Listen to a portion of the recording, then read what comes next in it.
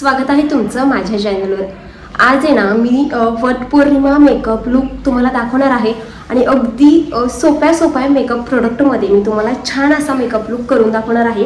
आणि त्यासाठी ना मी अशी साडी घातलेली आहे, ही प्युअर पैठणी साडी आहे। तर याच्यावर मी तुम्हाला ना मेकअपचा लुक करून दाखवणार आहे आणि हो एकदम सोपे प्रोडक्ट आहेत, त्यामुळे व्हिडिओ शेवटपर्यंत नक्की पहा। आणि जर तुम्हाला सुद्धा असा लुक हवा असेल तर नक्कीच हा व्हिडिओ शेवटपर्यंत पहा। तर चला कसलाही वेळ वायाला न घालवता आपण सुरुवात करूया।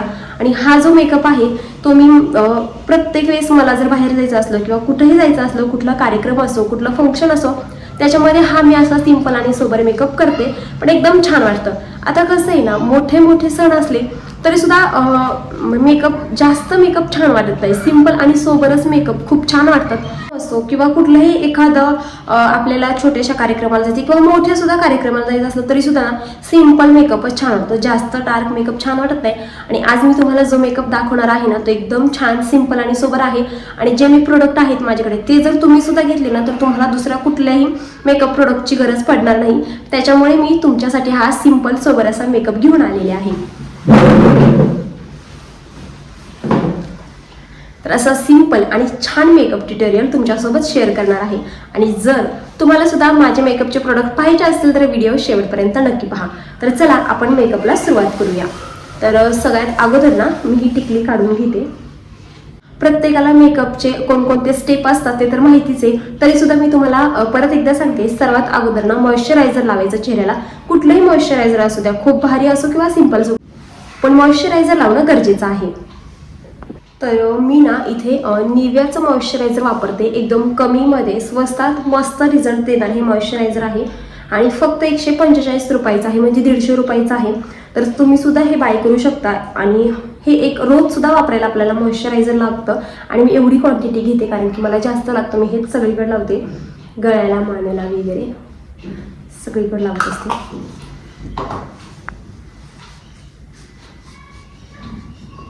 आणि मी आरसा वापरत नाही, कॅमेरामध्येच मेकअपचं ट्युटोरियल शूट करते, कारण की छोटा आरसा माझ्याकडे नाही आहे।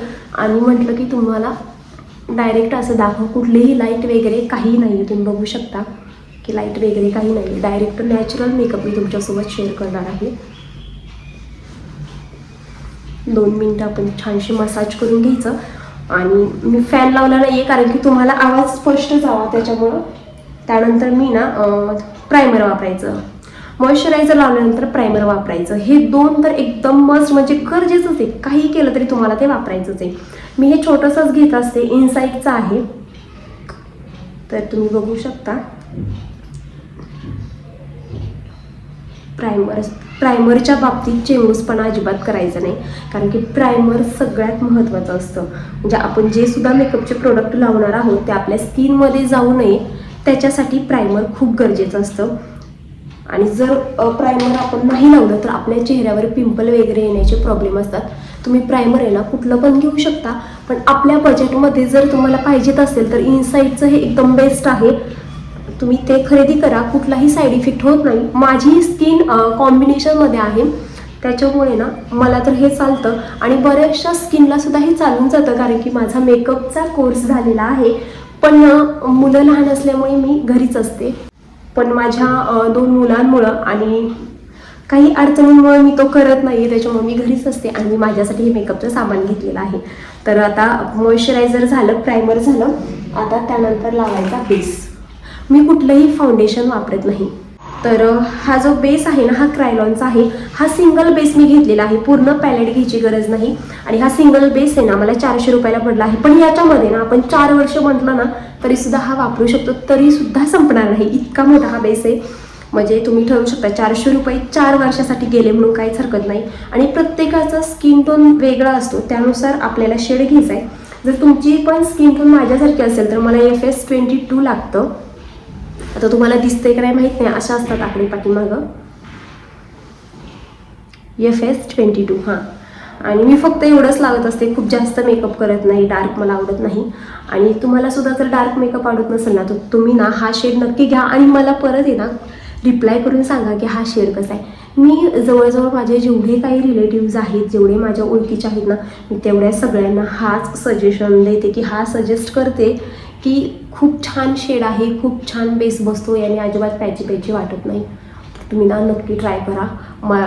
डार्क सर्कल असो काही असो, मी बाकी काही वापरत नाही, कारण की नॅचरल दिसायचे म्हटल्यावर डार्क सर्कल हे सगळं केल्यावर लगेच तर मेकअप केला आहे आणि आपल्याला नॅचरल असा मेकअप करायचा आहे. सो मी कुठलंही ब्लेंडर वापरत नाही आहे. तुम्ही बघू शकता लगेच स्किनमध्ये फरक पण दिसतो. आता हे पण बघा, लगेच स्किनमध्ये ॲब्झॉर्ब होतो. कुठल्याही ब्लेंडरची गरज नाही आणि ब्लेंडर असेल ना तर खूप छान.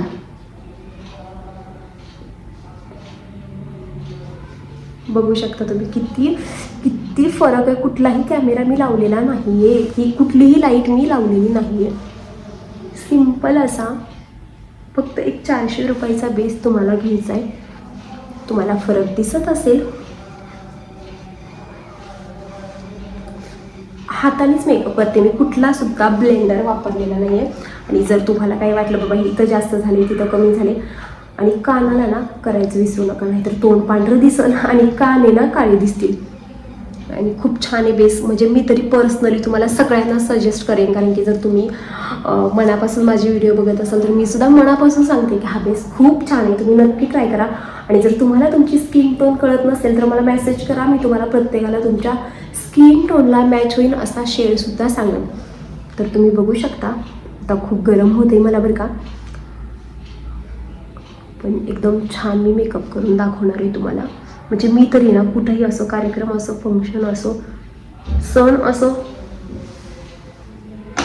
हा मेकअपचा एवढेच मेकअप प्रोडक्ट वापरते. खूप जास्त वाटला तर हातानेच पुसायचा. खूप गरम होते, मी 2 मिनटं फॅन लावते.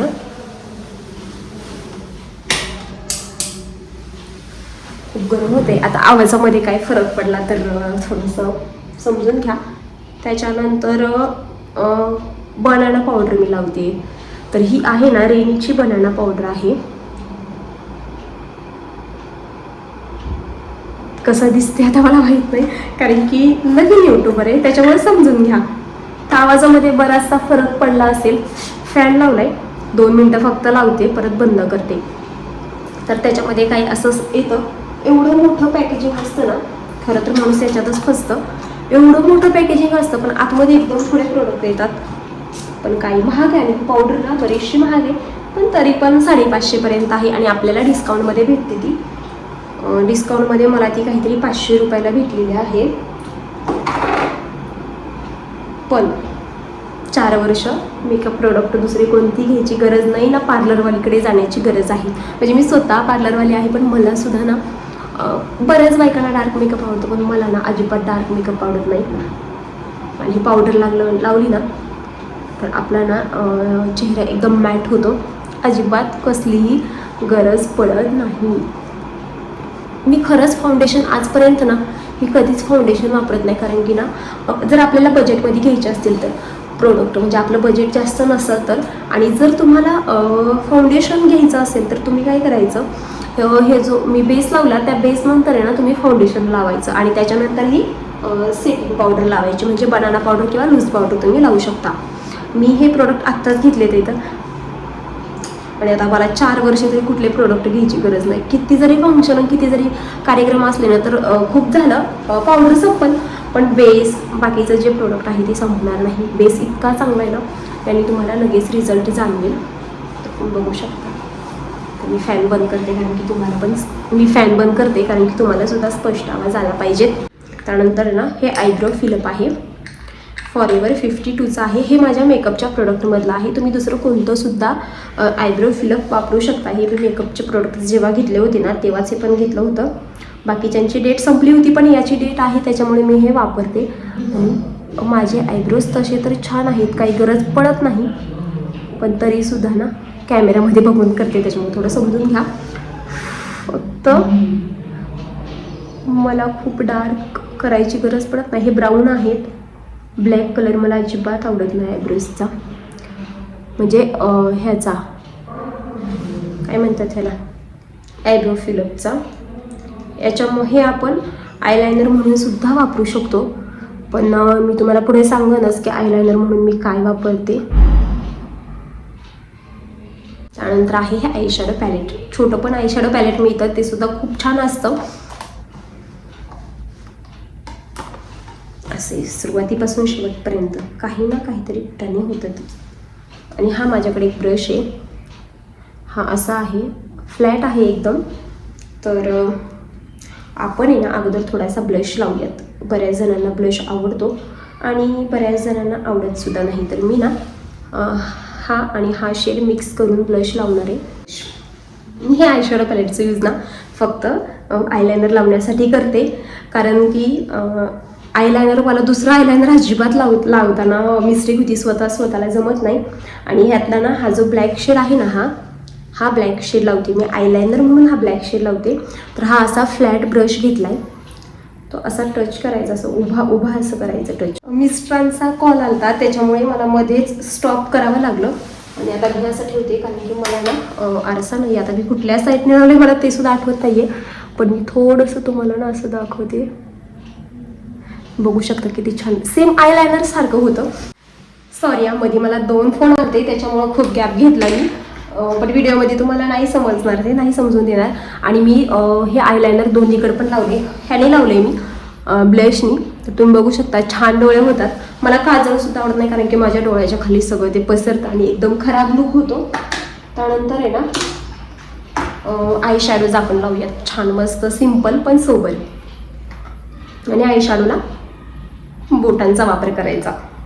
याच्यामध्ये भरपूर शेड आहेत, पण माझ्या साडीला पिंक आहे, त्याच्यामुळे पिंक छान वाटणार नाही. त्याच्यामुळे मी ना हा शेड लावणार. आता ह्या शेडला काय म्हणतात मला माहीत नाही, भरपूर शेड आहे, एवढ्यांची नावं कधी लक्षात. हा शेडला थोडा पिंकिशमध्येच मोडतो, पण एकदम पिंक पण नाही आहे आणि ब्राऊन पण नाही आहे. त्याला ना असं करायचं, सिम्पल सोबर. फक्त ना मी आय शॅडोला ब्रश वापरला आहे.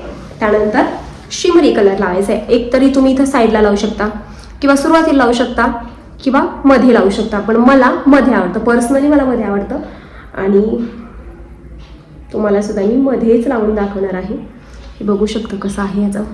हे पण फॉरएव्हर 52चं आहे, पण तुम्ही एवढं मोठं नका खरेदी करू. छोटंसं पण असेल, त्याच्यातले पण शेड खूप छान असतात, तर ते सुद्धा तुम्ही घेऊ शकता.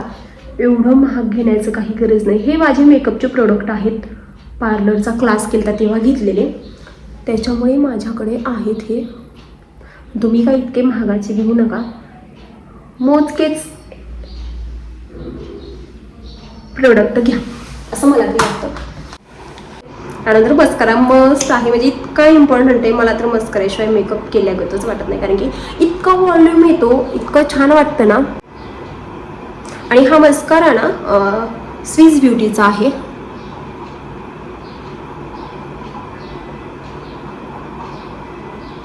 आता राहिले आहे लिपस्टिक. आणि सगळ्यात महत्त्वाचं आहे की लिपस्टिक लावण्याआधी आपल्याला ओठ मॉइश्चराइज्ड करून ठेवायचे. म्हणजे सर्वात अगोदरच मेकअपच्या करायला पाहिजेच होते.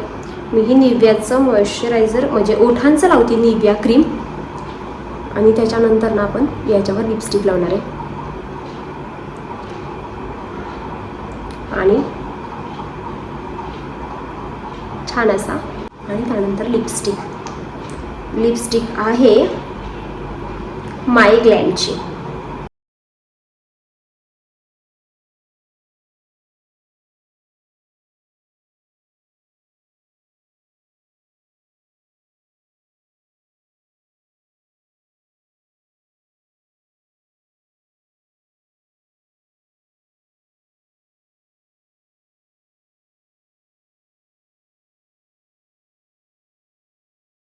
Makeup look. सो तुम्हाला कसं वाटलं मला कमेंट करून सांगा. आणि मी तुम्हाला शेवटचा लुक दाखवत्या. आता हेअरस्टाईल करून येते. एकदम सिम्पल सोबर हेअरस्टाईल केली आहे. आणि हे ब्रोच आहे माझ्याकडे, फक्त असं लावून अशी सिम्पल छान अशी मस्त हेअरस्टाईल केली आहे. आणि ज्यांचे असे केस असतात ना, त्यांना हाच प्रॉब्लेम होतो, कर्ली हेअर असल्यावर. तर तुम्हाला कसं वाटतं, आता मी ज्वेलरी आणि बांगड्या ते घालते आणि तुम्हाला शेवटचा लुक दाखवते. तर हे गळ्यातलं आहे माझ्याकडे. आणि लॉंगमध्ये आता मी कानातले नाही चेंज करणार. आणि तर माझं जे ओरिजिनलवाला आहे ना, ते गावाकडे असतं. मी इथं नाही आणत त्याला, त्याच्यामुळे हेच जर तुमच्याकडे ओरिजिनल असेल, मस्तपैकी ओरिजिनल असं घालून तुम्ही छान लुक करू शकता. तर माझ्याकडे ह्या बँगल्स आहेत, भरपूर आहेत, पण त्यातल्या ना मला ह्याच छान वाटतात आहेत, त्याच्यामुळे ना मी ह्या घालणार आहे बँगल्स. खरं तर हिरव्या पण खूप छान वाटतात आणि हे मला पुढं आवडत नाही, पण फंक्शनला वगैरे खूप आवडतं. हो, माझ्याकडे वेलवेटच्या पण आहेत, पण त्या आता ना मला सापडत नाही आहेत, त्याच्यामुळे मी ह्या बँगल्स आणि हे घातले. आणि तुम्ही ह्याच्याऐवजी ना हे मोत्याचं घातलं असल्यामुळे मी हातात सुद्धा मोत्याच्या घातलेत, किंवा माझ्याकडे ह्या सुद्धा बांगड्या आहेत, त्या खूप छान वाटतात. ह्या अशा ह्या पण खूप छान वाटल्या असत्या, पण मी मोत्याचं घातले गळ्यातलं, त्याच्यामुळे जर आपण सोन्याचं घातलं तरी ना हे सोन्याचं ह्याच्यामध्ये तुम्ही घालू शकता ह्या अशा बांगड्या. तर असा होता माझा फायनल लुक.